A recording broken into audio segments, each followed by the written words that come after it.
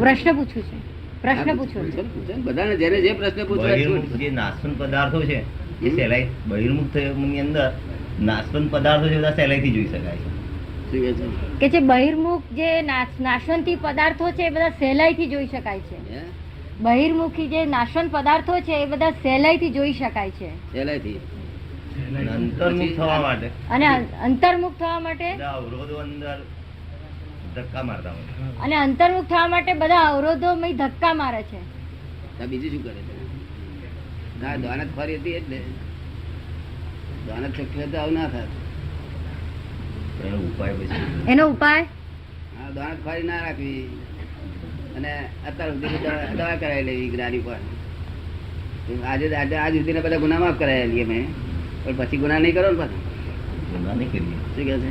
ગુના નહીં કરીએ ગુના. હા બસ દ્વાનત ફરી તમે જ્યાં એક માણસો રૂપિયા ગમે ત્યાંથી 5-7 જગ્યાએ લાવે પછી મનમાં શું પૂછાવે અપાય જ નહીં એનાથી. જો દાનત કરી એટલે શું એની દાનતમાં ના ગમે તે ખોટ ગઈ છે ગમે તેમ છે પણ મારે આપવા જ છે તો 5 વર્ષે 10 વર્ષે પણ એટલે દાનત ખોરી ના રાખ. તો ગમે તે મુશ્કેલીમાં પોતાની ફરજો ચૂકો નહીં.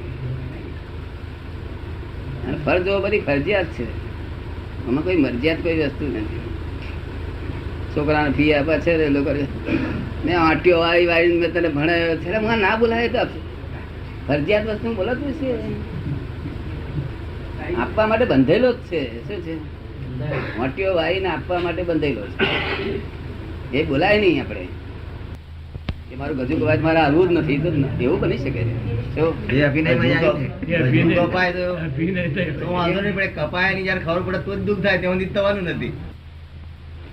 એમ તો કૃષ્ણ ભગવાન ગરજ ના હોય તો આપડે શી ગરજ છે? એટલી બધી તમને બહુ ગરજ છે?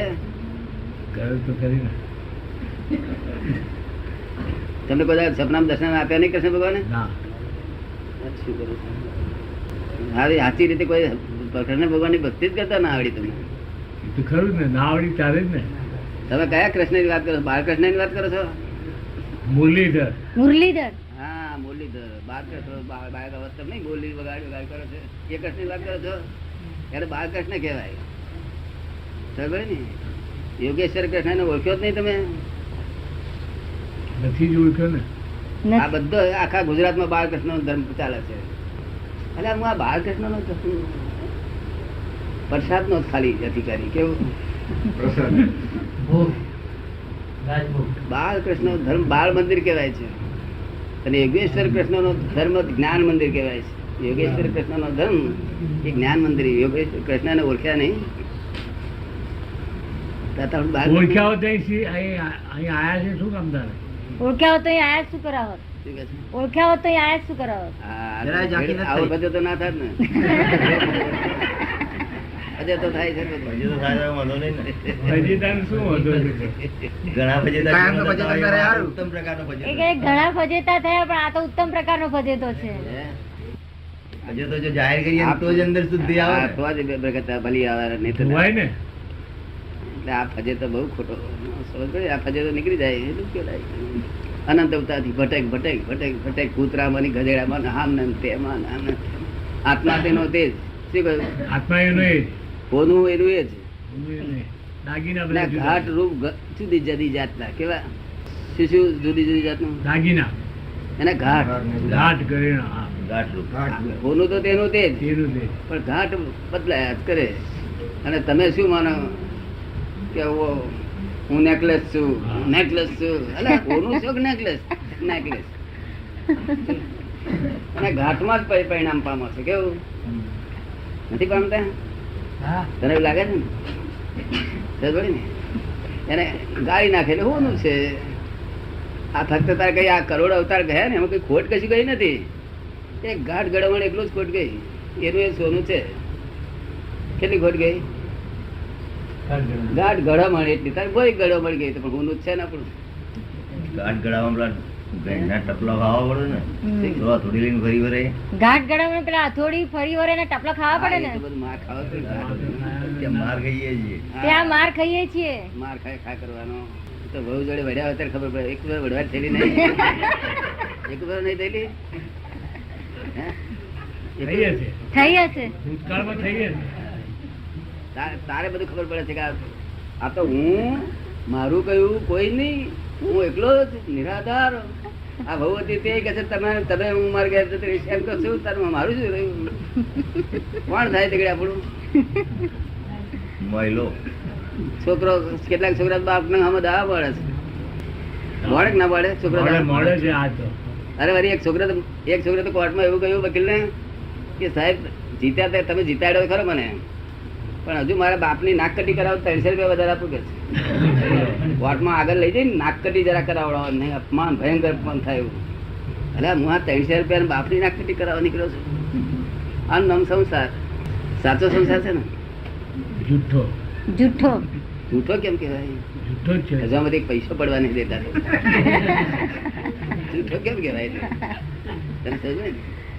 એમ તો ના જ પડવા દે ને, જાણી જૂઠો ના કહેવાય. સંકેતમાંથી પ્રારંભ લઈને કોઈ આવ્યા એની પ્રત્યેની આસક્તિ ન હોવી જોઈએ. હિન્દુસ્તાનમાં જગત મિથ્યા છે એમ કે છે ને, તે મિથ્યા એટલે શું બીજું કહેવા માંગે છે. મિથ્યા એટલે જૂઠો નથી. શું બરાબર ને? બ્રહ્મ સત્ય જગત મિથ્યા. મિથ્યા તો અમુક દ્રષ્ટિએ કહેવા માંગે છે કે ભાઈ તમે હમણાં સુખ નહીં પડે, વિનાશી ચીજો છે બધી કઈ ખબર પડે ને. પણ બ્રહ્મ એ સત્ય છે, જગત એ સત્ય છે. બ્રહ્મ રિયલ સત્ય છે, જગત રિલેટિવ સત્ય છે. રાત્રે સુઈ ગયો હોય ને છે મોડું પોરું રહી જાય થઈ જાય છે તો આપણે વાટેલું મરચું મોઢામાં નાખીએ તો જાગી જાય તેમ. ના ના ઊંઘી ગયો છે તો પછી વાંધો ના આવે ને. મોઢું ઊંઘી કેમ ગયેલા આવે? મોઢામાં મરચું નાખીએ તો વાંધો ના આવે ને. ના, ના, આવે. થોડી વાર પછી તરત જાગી આવે. જાય. ઉધરસ ખાતો તરત બેઠો થઈ જાય માણસ. ઠીક છે. ખાંસી ખાતો અરે બેઠો મારી થઈ જીભને અડ્યું નીકળી. જાય. રિલેટિવ સત્ય છે અને છોડાય નહીં. આ બ્રહ્મ મિથ્યા નથી. રિલેટિવ સત્ય છે, આ રિયલ સત્ય છે. શું? તમે શું? આ વિનાશી સત્ય છે. શું છે? પ્રારબ્ધ પ્રારબ્ધ સંચિત સંચિત અને અને ક્રિયામાન ક્રિયામાન. વિશે શું આ જગત મિથ્યા છે? તો પ્રારબ્ધ અને સંચિત અને ક્રિયામાન એની સ્થિતિ વિશે દાદા છે રાધેશ્યામભાઈ કે છે કે જગત સત્ય છે, મિથ્યા છે. મિથ્યા તો એમને ઉડાડી જ મૂકીને વાત. હા, જગત સત્ય છે. Relative સત્ય. છતાં પ્રારબ્ધ હોય, ઉભા રહી. પ્રારબ્ધ કર્મ, સંચિત કર્મ અને ક્રિયમાણ કર્મ આ ત્રણ વિશે જરા પ્રકાશ પાડો ને. જગત સત્ય હોય એ સંદર્ભ. જગત સત્ય જ પછી એનો નાશ ના થવો જોઈએ. ને રિલેટિવ સત્ય છે ને, રિયલ સત્ય હોય તો ના થાય. સંચિત કર્મ બધા સૂક્ષ્મ છે, તદ્દન સૂક્ષ્મ. તો તદ્દન સૂક્ષ્મ. કહું છું હમ. એ સંચિત તેનો સંચિત જેટલો ભાગ સંચિત માંથી જેટલો સ્થૂળ રૂપે થાય છે એટલો પ્રારબ્ધ ગણાય છે. અને પ્રારબ્ધ થયા પછી ક્રિયામાન કોને કહેવાય? કે પ્રારબ્ધ ભોગવતી વખતે આ હું કરું છું એવું ભાન, તે ક્રિયામાન. સમજ પડે ને? આ 3 જાતના કર્મો. બીજું શું પૂછવાનું છે એમાં? ના, જગત સત્ય છે અનિલભાઈ. હમ. હા, જગત સત્ય છે. એ સંદર્ભમાં પ્રારબ્ધ સંચિત અને ક્રિયામાન. હા. એ કે છે કે જગત સત્ય છે એ સંદર્ભમાં પ્રારબ્ધ સંચિત અને ક્રિયમાણ એ સાચા જ છે ને. એમાં મિથ્યાપણું ખરું ખરું. એમાં મિથ્યાપણું. રિલેટિવ સત્ય જ છે ને, બધું રિલેટિવ સત્ય આપણે એકલે કરીએ ને. એને પણ રિલેટિવમાં જ લઈ જવાનું. એ પ્રારબ્ધ એ સંચિત બધું રિલેટિવ સત્ય છે એટલે વિનાશી સત્ય. કેવું? વિનાશી સત્ય. આ જગતનું સત્ય છે, જગતને જે સત્ય માન્યું છે અને સત્ય છે એટલે જૂઠું પણ છે. શું છે? પણ વિનાશી સત્યને જો તમે સત્ય માનો તો તમે છુટકારો થશે ને. અને જો જૂઠું માનશો તો વિનાશી સત્ય જૂઠું થઈ જશે. શું કહ્યું? અને જૂઠું મનાય જ નહીં ને, મિથ્યા મનાય નહીં જગતને. રિલેટિવ સત્ય છે. શું છે? રિલેટિવ સત્ય. અને જો રિલેટિવ સત્યમાં તમે રહો તો રિયલ તમને પ્રાપ્ત થઈ શકે. રિલેટિવ સત્યમાં ના રહો અને રિલેટિવ અસત્યમાં જાઓ તો તમે લપસી પડશો. શું કહ્યું? લપસી પડે ને, સ્લીપ થઈ જાય ને. રિલેટિવ સત્ય ના રહે. રિલેટિવ 2 ભાગ છે, જૂઠું ને સત્ય. રિલેટિવ સત્ય રહે તો આ સત્ય ઉદાહરણ પ્રાપ્ત થશે.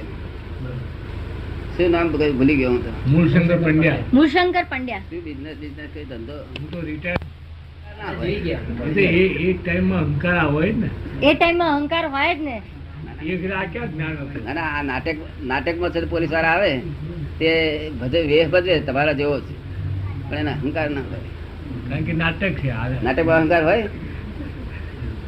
તમને કેમ લાગે? નાટક વાળો ત્યાં આગળ પોલીસ વાળો ઉભો હોય તો ગુનેગાર જો જોવા બેઠેલો હોય તો કોઈ ગુનેગાર ફીસું કાપતો હોય તે ગુનેગાર નાચતો નથી.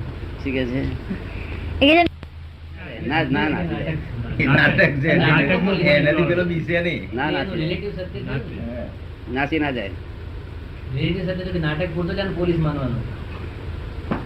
બહાર મૂળશંકર પોલીસ મળે તો સીધી વાત છે. પણ મૂળશંકર બીજું નાટકમાં આવે તો પાછા નાટકના પોલીસ થઈ જાય. નાટક ના ભૂલી. કાકા એમનું નાટક સારું ભજવેલું એમના જીવનમાં. સારા એવા ઇનામો લીધેલા.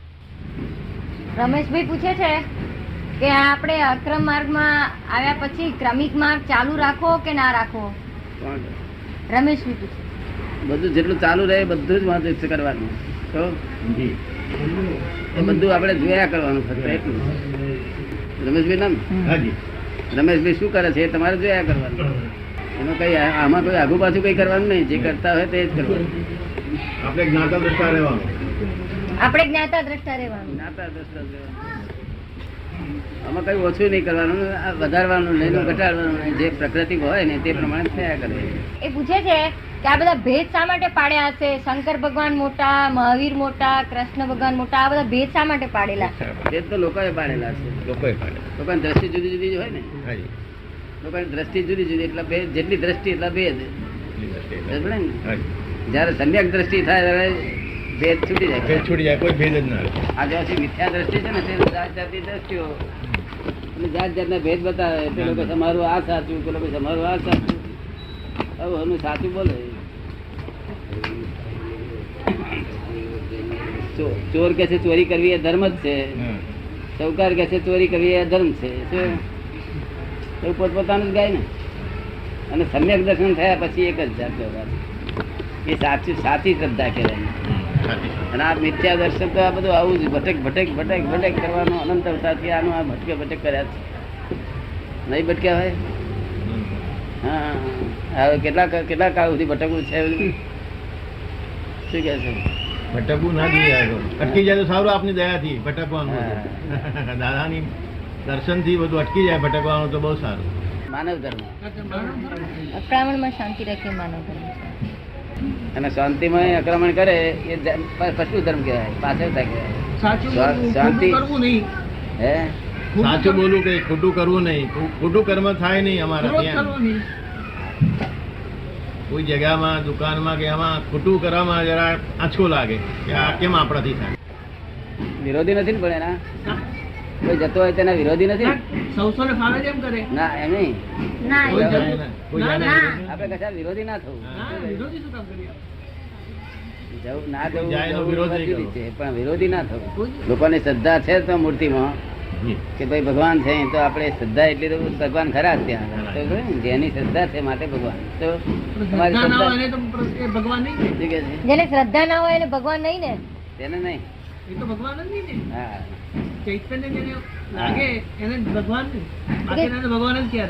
એ કે છે ચૈતન્ય જેને લાગે તે જ ભગવાન ને, બાકીના તો ભગવાન ક્યાં રહ્યા? ખરી રીતે છેલ્લા ભગવાન તો ચૈતન્ય લાગે તે જ. પણ તેથી કરીને બીજા લોકો આને માનતા હોય તો આપણે એને ખસેડી નાખીએ. આપણને અધિકાર નથી એમને. એટલે ખરી રીતે ચૈતન્ય જ ભગવાન છે. હા તેમાં બરોબર છે. ખરી રીતે ચૈતન્ય જ ભગવાન છે. ચૈતન્ય ચૈતન્ય એટલે અમૂર્ત ભગવાન છે, મૂર્તિ રૂપે ને છે નહીં.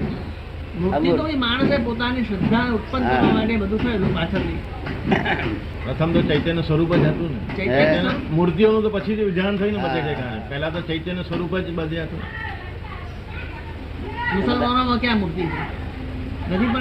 કે છે શું? નવીનભાઈ બળવંતભાઈ? નવીનભાઈ નવીનભાઈ. એ કે છે મુસલમાનોમાં ક્યાં મૂર્તિ છે? ના બરોબર છે. જી હા, પણ મૂર્તિ તો ના કહેવાય ને. એમ તો શીખ ધર્મમાં મૂર્તિ ક્યાં માને છે લોકો? માનતા હોય પાછા ફીસ 4 ફીસ 6 માટે જે જોઈતું હોય હા, એ આ સાધન દુનિયામાં જરૂર છે ને. જરૂર છે. તો એને આપણે કાઢી મેટ્રિક વાળો પણ આવે પણ ફોર્થ ફિફ્થ માંથી ને મેટ્રિકમાં આયા પણ 4/5 માંથી ને હા મેટ્રિકમાં આવ્યા પછી પેલી જરૂર નથી આ પેલો આવે ત્યાંથી જ ને પણ પેલો ત્યાંથી જ આવે ને પણ ક્રમે ક્રમે આવે ને ફોર્થ 4th 5th પછી મેટ્રિકમાં આવે ને મેટ્રિકમાં આવે માટે એ લોકોને આપણે તોડી ના નાખવું મંદિરો કરતા હોય ને હાજી એવું છે ને મુસ્લિમો ફર્સ્ટ સ્ટેન્ડર્ડમાં છે એમ તો ફર્સ્ટ સ્ટેન્ડર્ડમાં એટલે એથી નીચા સ્ટેન્ડર્ડો છે આ ફોરેનર્સ બધા એના એથી નીચેના છે આફ્રિકનો એથી નીચેના છે પણ મુસ્લિમો ફર્સ્ટ સ્ટેન્ડર્ડ ગણીએ સેકન્ડ સ્ટેન્ડર્ડ ફર્સ્ટ સ્ટેન્ડર્ડ તો આપણા આ હિન્દુઓ 5th 6th માં છે શું કહ્યું 6 માં મૂર્તિ ભજે તો 5th 6th માં છે